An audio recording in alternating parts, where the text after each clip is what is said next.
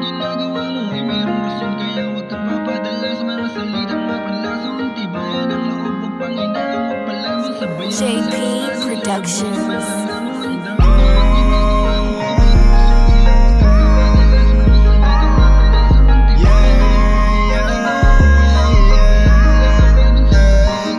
Sa kinahaba-haba ng daan ang nilakaran ko, maraming nakasama at naging kaibigan ko. Bandang huli ang iba ay naging kalabang ko.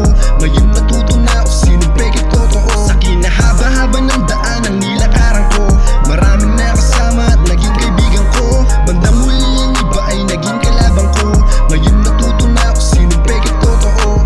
Dati magtropa, ngayon ay magkalaban. Hindi mawawala mga peke sa daanan. Piling mabuti ang kinabibilangan, baka mapasama sa mga ugaling basahan. Piliin din mabuti ang sasamahang bilog, dahil ilan sa mga yan hahayaan ka mahulog. Kapag bumaba ka na, hahayaan ka lumubog, at baka masayang lang ang estilo mong hinuhubog. Na ang bawat ginagawa mo ay merong rason, kaya huwag kang papadala sa mga salitang mapanlason.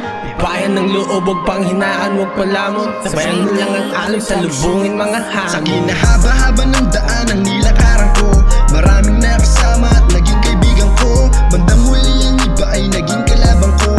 Ngayon natuto na ako sinong peke totoo. Sa kinahaba-haba ng daan ang nilakaran ko, maraming nakasama at naging kaibigan ko. Bandang huli ang iba ay naging kalabang ko. Ngayon natuto na ako sinong peke totoo. Huwag mong ibabase sa unang tingin, buksan maigi ang mata, galang mong ibasahin. Huwag mong ibabase sa unang tingin, buksan maigi ang mata, galang mong i-aralin. Ang bawat ginagawa mo ay mayroong rason, kaya huwag kang papadala sa mga salitang mapanlason. Tibayan ang loob, huwag panghinaan, huwag palamon. Sabayan mo lang ang alon, salubungin mga hamon.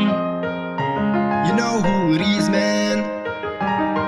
Magnus Gang. Like those bitch JP dog. Productions. Got ties, bitches.